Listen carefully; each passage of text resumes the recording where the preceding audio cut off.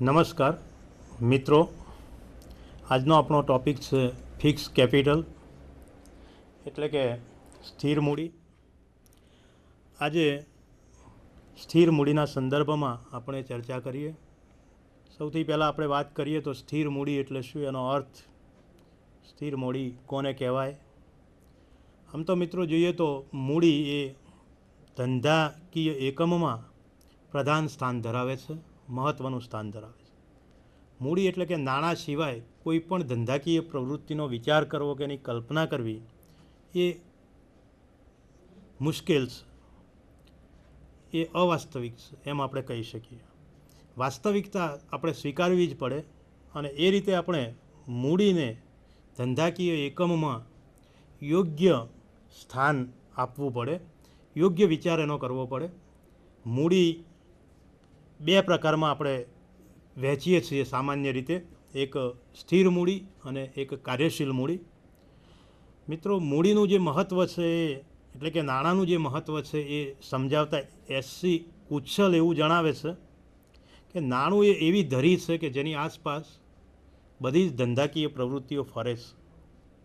એટલે કે ધંધાકીય પ્રવૃત્તિઓને સતત ચાલુ રાખવા માટે નાણાંરૂપી લુબ્રિકેટિંગ ઓઇલની જરૂર છે. જે રીતે ધંધાકીય એકમમાં નાણાં મહત્ત્વનું સ્થાન ધરાવે છે. દાખલા તરીકે આપણે વાત કરીએ તો માનવ શરીરની અંદર રુધિરાભિસરણ તંત્ર જે છે એની અંદર જે લોહીનું મહત્ત્વ રહેલું છે, બ્લડનું જે મહત્ત્વ રહેલું છે, એટલું જ મહત્ત્વ ધંધાકીય એકમમાં નાણાં કે મૂડીનું રહેલું છે. સાથે સાથે કોઈ મશીનને ચલાવવા માટે ઓઇલની જરૂરિયાત હોય અને એ ઓઇલ દ્વારા મશીન સારી રીતે ચાલી શકે નહીં, એ જ રીતે ધંધાકીય એકમ પણ મૂડી વગર ચાલી શકે નહીં. મિત્રો, મૂડીનો પ્રશ્ન એક એવો પ્રશ્ન છે કે જે બહુ મહત્ત્વનો છે. આપણે વિચારીએ તો અતિ મૂડી અને અલ્પ મૂડી, આ બંને બાબતોને ધ્યાનમાં રાખવી પડે. ધંધાકીય એકમ જ્યારે કોઈ પણ નિર્ણય કરતી વખતે કે મૂડી અંગેનો નિર્ણય કરતી વખતે જો ક્યાંક વધુ મૂડી, જેને અતિ મૂડી કહીએ, અને એ અતિ મૂડી નક્કી કરે કે અલ્પ મૂડી નક્કી કરે તો બંને પરિસ્થિતિમાં એને નુકસાન ભોગવવું પડતું હોય છે. એટલે ધંધાકીય એકમને એની જરૂરિયાત પ્રમાણે પ્રમાણસર મૂડી નક્કી કરવી પડે અને આ મૂડી એ બે ભાગમાં વહેંચાયેલી હોય, એક સ્થિર મૂડી અને એક જે આપણે કાર્યશીલ મૂડી તરીકે ઓળખીએ. મિત્રો, સ્થિર મૂડીને આપણે બીજું નામ આપવું હોય તો એને કાયમી મૂડી તરીકે પણ ઓળખી શકાય, અથવા તો લાંબા ગાળાની મૂડી તરીકે પણ ઓળખી શકાય. કાયમી મૂડી તરીકે કેમ ઓળખી શકાય? તો આપણે જે દિવસથી ધંધાકીય એકમની શરૂઆત કરીએ છીએ ત્યારથી જ્યાં સુધી ધંધાકીય એકમને ચલાવીએ છીએ, ચાલુ રાખીએ છીએ, એટલે કે જ્યાં સુધી ધંધાકીય એકમ ચાલુ રહે છે ત્યાં સુધી એમાં રોકાયેલી રહે છે, જેથી એને આપણે કાયમી મૂડી તરીકે ઓળખીએ છીએ. સિવાય કે ધંધાકીય એકમ બંધ કરી દેવામાં આવે અથવા ધંધાકીય એકમ ફડચામાં જાય તો આપણે આપણી મિલકતોનું વેચાણ કરી અને આપણી કાયમી મૂડી કે સ્થિર મૂડીને પરત મેળવી શકીએ છીએ. એ સિવાય આપણે એને બીજું જે નામ આપ્યું કાયમી મૂડી, સ્થિર મૂડીની વાત કરી કે સ્થિર મૂડી તરીકે ઓળખીએ છીએ. તો સ્થિર મૂડી એટલે શું? જે એક જ જગ્યાએ રોકાયેલી રહે છે, એક જ મિલકતમાં રોકાયેલી રહે છે. આપણે વાત કરી કે કાર્યશીલ મૂડી, તો એ કાર્યશીલ મૂડીનું બીજું નામ છે ફરતી મૂડી. જ્યારે સ્થિર મૂડીની વાત કરીએ છીએ ત્યારે એ સ્થિર રહે છે, એક જ મિલકતમાં રોકાયેલી રહે છે. દાખલા તરીકે જમીન મકાન ખરીદવામાં આવ્યું હોય, પ્લાન્ટ યંત્રો ખરીદવામાં આવ્યા હોય કે ફર્નિચર હોય, જ્યાં સુધી આપણે ધંધાકીય એકમને ચાલુ રાખીશું અથવા આ મિલકતો જ્યાં સુધી ચાલુ રહેશે, નકામી નહીં બની જાય, ત્યાં સુધી એમાં આ મૂડી રોકાયેલી રહેશે. અને આવી મિલકતો જ્યારે ધીરે ધીરે ઘસાતી જશે અને આ ઘસાતા એનું વેલ્યુએશન અથવા એની કામ કરવાની ક્ષમતા બંધ થઈ જશે ત્યારે આનો નિકાલ કરીશું અને એને વેચી દઈશું. તો આ વખતે જ્યારે મિલકત વેચી દેવામાં આવશે બહુ લાંબા સમયને અંતરે, ત્યારે એમાંથી કંઈક અંશે આપણને રકમ મળશે. મિલકતને બદલવી પણ પડશે, યંત્ર નકામું બનશે, નવું યંત્ર લાવવું પડશે. તો આ માટે ક્યારેક આપણે ધંધાકીય એકમમાં ઘસારા ભંડોળ પણ ઊભું કરવું પડશે અને એ ઘસારા ભંડોળનો ઉપયોગ કરી અને આપણે નવી મિલકત ખરીદી શકીશું. આમ સામાન્ય અર્થમાં આપણે જોઈએ તો ધંધાની સ્થાપનાથી માંડીને એના અંત સુધી જે ધંધાકીય એકમમાં રોકાયેલી રહે છે એને આપણે સ્થિર મૂડી તરીકે ઓળખીએ છીએ. કંપનીના સ્થાપકોના જે સ્વપ્નો છે એ સ્વપ્નો સાકાર કરવા માટે મહત્ત્વની બાબત હોય તો એ મૂડી છે. કોઈ પણ નિર્ણયને અમલમાં મૂકવા માટે, કોઈ પણ યોજનાને અમલમાં મૂકવા માટે નાણાં સિવાય એ શક્ય નથી, અમલમાં મૂકી શકાય નહીં. નાણાંનો વિચાર કરવો જ પડે કોઈ યોજનાને અમલમાં મૂકવી હોય તો. ધંધાકીય એકમનો વિકાસ કરવો હોય અને હંમેશા આજનો સમય એ વિકાસનો સમય છે, વિકાસનો યુગ છે. એટલે જે તે સ્થિતિમાં કોઈ ધંધાકીય એકમ રહે તે પોસાય એમ નથી એના સંચાલકોને, અને સતત એમનો વિકાસ ઝંખે છે, આગળ અને આગળ વધવા માગે છે. તો એ પ્રમાણે વિકાસ કરવા માટે નાણાંની જરૂરિયાત પડે છે. અને આમ આવી નવી નવી યોજનાઓમાં જે પણ નાણાં રોકવામાં આવે છે, જે કાયમી નાણાં હોય છે અથવા કાયમી મૂડી હોય છે, જેને આપણે રૂપાંતર ફરીથી રોકડમાં કરી શકતા નથી. તો આ પ્રમાણે આપણી પાસે આ રીતે જે સ્થિર મૂડી છે એ રોકાયેલી રહે છે, કાયમી રોકાયેલી છે, સ્થિર છે. કંપનીના અંત સુધી એને આપણે ધંધાકીય એકમમાંથી બહાર કાઢી શકતા નથી અથવા પરત મેળવી શકતા નથી, જેને આપણે સ્થિર મૂડી તરીકે ઓળખી શકીએ છીએ. મિત્રો, એનાથી આગળ વધીને વાત કરીએ તો મૂડી વગર આકર્ષક યોજનાઓ જે છે એ કાગળ ઉપર જ બની રહે છે.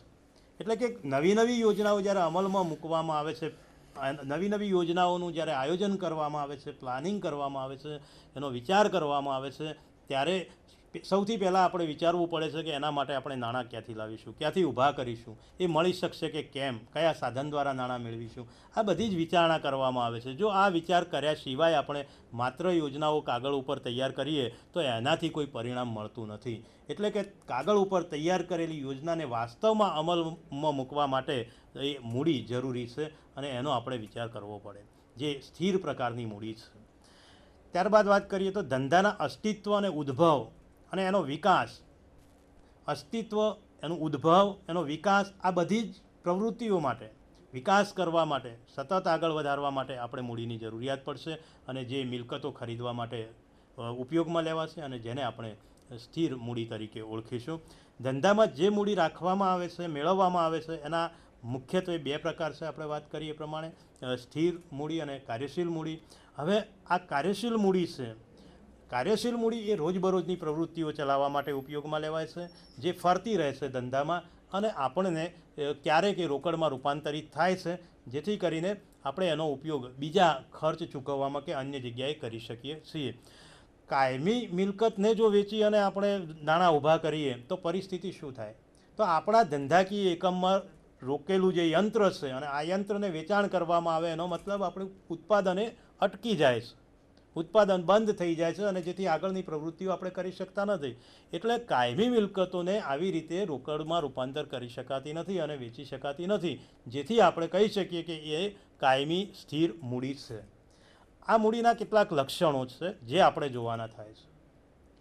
સ્થિર મૂડીમાં કયા લક્ષણો રહેલા છે એની આપણે વાત કરીએ, અથવા તો કેવા લક્ષણો ધરાવતી મૂડીને સ્થિર મૂડી કહી શકાય એની આપણે વિગતવાર ચર્ચા કરીએ. મિત્રો, સૌથી પહેલું એનું લક્ષણ છે જે લાંબા સમય માટે રોકાણ છે. લાંબા સમય માટે ધંધાકીય એકમની શરૂઆત થાય ત્યારથી માંડીને એનો અંત આવે, આ સમય એ ટૂંકો હોતો નથી. કોઈ પણ ધંધાકીય એકમની સ્થાપના થાય છે, ધીમે ધીમે એનો વિકાસ થાય છે અને એ પ્રમાણે એ ધીમે ધીમે આગળ વધે છે. ક્યારેક કોઈ પરિસ્થિતિ એવી આવે કે ટેકનોલોજી બદલાય અથવા વસ્તુનો વપરાશ ઘટે તો એ વસ્તુનું ઉત્પાદન બંધ કરી દેવામાં આવે અને ધંધાકીય એકમ બંધ થઈ જાય.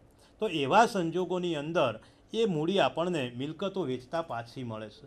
એટલે કે આપણે ચોક્કસ કહી શકીએ કે કાયમી મૂડી જે સ્થિર મૂડી છે એ લાંબા ગાળા માટે રોકાયેલી રહે છે. આ લાંબો ગાળો એ 1-2 વર્ષનો નથી હોતો મિત્રો, ખાસ બાબત ધ્યાનમાં રાખો. એટલે કે 1 વર્ષથી વધુ હોય કે 5 વર્ષથી વધુ હોય એ લાંબો ગાળો હોય એવું નથી. એની કોઈ સમય મર્યાદા નથી. જે 5 વર્ષનો હોઈ શકે, 25 વર્ષનો હોઈ શકે અને 100 વર્ષ સુધી પણ જમીન જેવી મિલકતની અંદર નાણાં રોકાયેલા રહે છે. કારણ કે જમીન એ ખાસ કરીને આપણે જોઈએ તો એને ઘસારાની અસર થતી નથી. મકાન, યંત્રો, પ્લાન્ટ, ફર્નિચર, એને આ અસર થાય છે અને જે પ્રમાણે એમાં આપણે ફરીથી મિલકતો ખરીદવી પડે છે, એનો નાશ પામે છે અને પુનઃરોકાણ કરવું પડે છે. તો આ રીતે કાયમી મૂડીની વાત કરી. કાયમી મૂડીનું બીજું લક્ષણ છે કાયમી મૂડી એ કુલ મૂડીમાં મોટો હિસ્સો ધરાવે છે. મિત્રો, ધંધાકીય એકમોમાં મૂડીનું જે પ્રમાણ છે, મેં વાત કરી એ પ્રમાણે મૂડી એ 2 ભાગમાં વહેંચાયેલી છે, કાર્યશીલ મૂડી અને સ્થિર મૂડી, કાયમી મૂડી. તો કાયમી મૂડીનો જે હિસ્સો છે એ વધારે છે. કોઈ પણ ઉત્પાદન પ્રકારની પ્રવૃત્તિ કરતું એકમ હોય તો એ ઉત્પાદન પ્રકારની પ્રવૃત્તિ કરતા એકમમાં જુદી જુદી મિલકતોમાં અથવા કિંમતી મિલકતો, કિંમતી યંત્રોમાં મૂડી રોકાયેલી હોય છે, જે લગભગ 70થી 75% જેટલી હોય છે.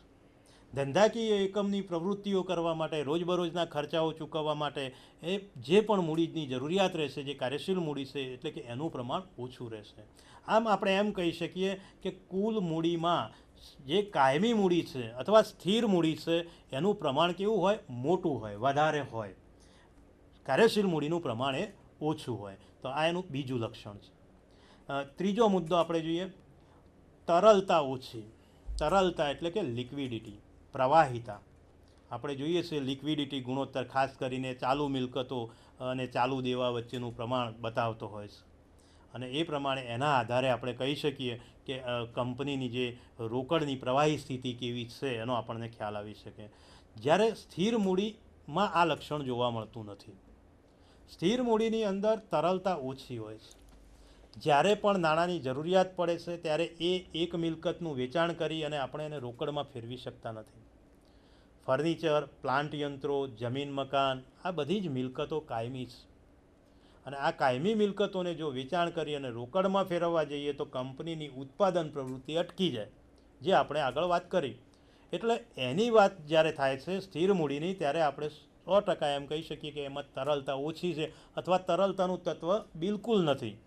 ઓછી નહીં પણ બિલકુલ નથી. બીડી પટેલ સાહેબ વાત કરું તો આમ આપણે એમ કહી શકીએ કે તરલતાનો અભાવ છે, એમ કહી શકાય. ચોથો મુદ્દો જે છે એમાં જોખમનું તત્વ વિશેષ. જોખમનું તત્વ વિશેષ. જોખમ શાની સાથે સંકળાયેલું છે? તો મિલકતની કિંમત સાથે. મૂડી એમાં રોકાયેલી રહે છે એના સમય સાથે. જેટલો લાંબા સમય માટે તમે રોકાણ કરો એટલું તમારું જોખમ એ વધારે હોય. જેટલા ટૂંકા ગાળા માટે તમે રોકાણ કરશો એટલું જોખમ એ ઓછું હશે. સાથે સાથે મૂડીનું પ્રમાણ પણ. સ્થિર મૂડીમાં મૂડી વધુ રોકવી પડશે. પ્લાન્ટ યંત્રો, અત્યારે ટેકનોલોજી બદલાતી રહે છે, આપણે જોઈ શકીએ છીએ. આજે જે નવી ટેકનોલોજી આવી હોય એ કાલે નકામી થઈ જાય, એની કિંમત ઘટી જાય. જ્યારે નવી ટેકનોલોજી લેવા જઈએ ત્યારે આપણે જોઈએ છીએ કે શરૂઆતમાં મોબાઈલ આવ્યો ત્યારે એની કિંમત ઘણી ઊંચી હતી. અત્યારે મારા ખ્યાલ પ્રમાણે નોકિયા કંપનીએ એક મોબાઈલ મૂક્યો છે જે ઇન્સ્ટ્રુમેન્ટ 500 રૂપિયાની અંદર આપણને અવેલેબલ છે. તો આ શું થયું? આ ટેકનોલોજીનો પ્રભાવ થયો. ટેકનોલોજીના પ્રભાવને કારણે નવી સંશોધન થયું અને નવા સંશોધનને કારણે જે એની કિંમત હતી એ ઘટતી ગઈ. આ મિલકતોની કિંમતમાં ઘટાડો થાય છે, જેથી કરીને આપણી મૂડી શું થાય છે? તૂટે છે, ઘટે છે. નવી ટેકનોલોજી આવશે, એ નવી ટેકનોલોજી આપણે ખરીદવી પડશે. જો નહીં ખરીદીએ તો શું થાય? હરીફાઈમાં આપણે ના ટકી શકીએ. ધંધાકીય એકમ જૂની પુરાની ટેકનોલોજીથી પોતાનું ઉત્પાદન કરતું હોય તો એની પડતર કિંમત ઊંચી આવે, એના ખર્ચા ઊંચા આવે અને એના પરિણામે એની વેચાણ કિંમતે ઊંચી રાખવી પડે. તો આ પ્રમાણે જો વેચાણ કિંમત ઊંચી રાખવામાં આવે તો બજારમાં હરીફાઈમાં ટકી શકાય નહીં. આવા પ્રશ્નોને કારણે આપણે જે પણ સ્થિર મૂડી છે એને જોખમી પ્રકારની મૂડી તરીકે ઓળખીએ છીએ. એમાં જોખમનું તત્વ વધારે છે એમ કહીએ છીએ. સાથે સાથે જે જૂનું યંત્ર વેચીએ અને આપણી પાસે જે કિંમત આવી છે એનાથી આપણે નવું યંત્ર ખરીદી શકતા નથી. જેના માટે પણ આપણે જોગવાઈ કરવી પડે છે. ઘસારા ભંડોળ, મેં અગાઉ વાત કરી એ પ્રમાણે. અને ઘસારા ભંડોળનો ઉપયોગ કરી અને આપણે નવી મિલકતો ખરીદી શકીએ છીએ. એના પછી જોઈએ તો ઘસારાનો પ્રશ્ન, કિંમતમાં ક્રમશઃ ઘટાડો, જે જોખમની બાબતમાં અને ઘટાડાની બાબતમાં ફરીથી આપણે અલગ મુદ્દો એને તારવ્યો છે. ઘસારાનો પ્રશ્ન છે. આવી મિલકતો પર ઘસારો ગણવો પડે છે. ઘસારાની જુદી જુદી પદ્ધતિઓ છે અને જે પણ પદ્ધતિ પ્રમાણે આપણે ઘસારો ગણીએ છીએ એ ઘસારો દર વર્ષે એની એ જ પદ્ધતિ પ્રમાણે આપણે ગણવાનો થાય. એમાં પણ આપણે ચેન્જીસ ના કરી શકીએ. કેટલાક કંપની ધારાના અંકુશોના કારણે, નિયમોના કારણે, અને એ પ્રમાણે ઘટતી જતી બાકીથી આપણે ઘસારો ગણતા હોઈએ તો એ જ પ્રમાણે ગણવો પડે. એ જ પ્રમાણે સ્થિર હપ્તાની પદ્ધતિથી આપણે ગણતા હોઈએ તો સ્થિર પદ્ધતિથી ઘટાડો ગણાય. તો આ રીતે આપણે ઘસારાની જે ગણતરી કરીએ છીએ અને એના કારણે ઘસારાના કારણે આપણી મિલકતની કિંમત ઓછી થાય છે, આપણી મૂડી એ તૂટે છે, ઘસાય છે એમ આપણે કહી શકીએ, અને જેથી કરીને એ પણ આપણી પાસે એક જોખમનું તત્વ ઊભું કરે છે. માલિકીની મૂડીનો ઉપયોગ. હવે આ જે મૂડી છે એની અંદર આ જે લક્ષણો જોયા, લાંબા સમય માટે કુલ મૂડીમાં મોટો હિસ્સો, જોખમ, તરલતા ઓછી, આ બધાને કારણે પ્રશ્ન ઊભો થાય કે આવી મૂડી જે છે એ કેવી હોવી જોઈએ, તો માલિકીની મૂડી હોય. આવી જે મૂડી છે સ્થિર મૂડી એ હંમેશા માલિકીની મૂડી હોય, એમાં માલિકીની મૂડીનો ઉપયોગ કરવામાં આવે. ઓછીની મૂડી આમાં રોકવામાં આવતી નથી, અથવા તો ઓછા પ્રમાણમાં રોકવામાં આવે છે. કારણ કે જ્યારે પણ ઓછીની મૂડી લીધેલી છે એ પરત કરવાનો પ્રશ્ન થાય છે. આપણે જોયું એ પ્રમાણે કે ધંધાકીય એકમમાં સ્થિર મૂડી એ એના અંત સુધી રોકાયેલી રહે છે, જેથી પરત કરી શકાતી નથી અથવા પરત કરી શકાય નહીં. તો એવા સંજોગોમાં જો આપણે ઓછીની મૂડી મેળવી હોય, રિડીમેબલ પ્રેફરન્સ શેર દ્વારા કે ડિબેન્ચર દ્વારા, કે જે અમુક સમયને અંતરે પરત કરવી પડે, તો એ વખતે પરત કરવાનો પ્રશ્ન ઉદ્ભવે. એટલે આવું ના બને એટલા માટે આપણે પોતાની માલિકી એટલે કે માલિકીની મૂડીથી આ સ્થિર મિલકતોમાં રોકાણ કરવું જોઈએ, અથવા સ્થિર મૂડી તરીકે માલિકીના ભંડોળો દ્વારા, માલિકીના સાધનો દ્વારા મૂડી મેળવવી જોઈએ. માલિકીના ભંડોળોમાં ખાસ કરીને મોટે ભાગે ઇક્વિટી શેર મૂડીનો ઉપયોગ કરવામાં આવતો હોય છે, અને ઇક્વિટી શેર દ્વારા જે માલિકો છે, શેર હોલ્ડરો છે, એમની મૂડી એ સ્થિર મૂડી તરીકે રોકવામાં આવતી હોય, જેથી કરીને કંપનીના જીવન પર્યંત કાળ દરમિયાન એ પરત કરવાનો કોઈ પ્રશ્ન ન રહે. આ રીતે ઇક્વિટી શેર સિવાયની આપણે વાત કરીએ તો જે અનામત છે, જે અનામત એ પણ માલિકીની મૂડી છે. માલિકીના અનામતો ભંડોળો છે, એ અનામત ભંડોળનો ઉપયોગ પણ આપણે કાયમી મિલકત તરીકે, કાયમી મૂડી તરીકે, સ્થિર મૂડી તરીકે કરી શકીએ. ઘણીવાર મૂડીની જરૂરિયાત હોય ત્યારે આવા અનામતમાંથી બોનસ શેર આપી અને આપણે આ પ્રકારની કાયમી મૂડી મેળવી શકીએ.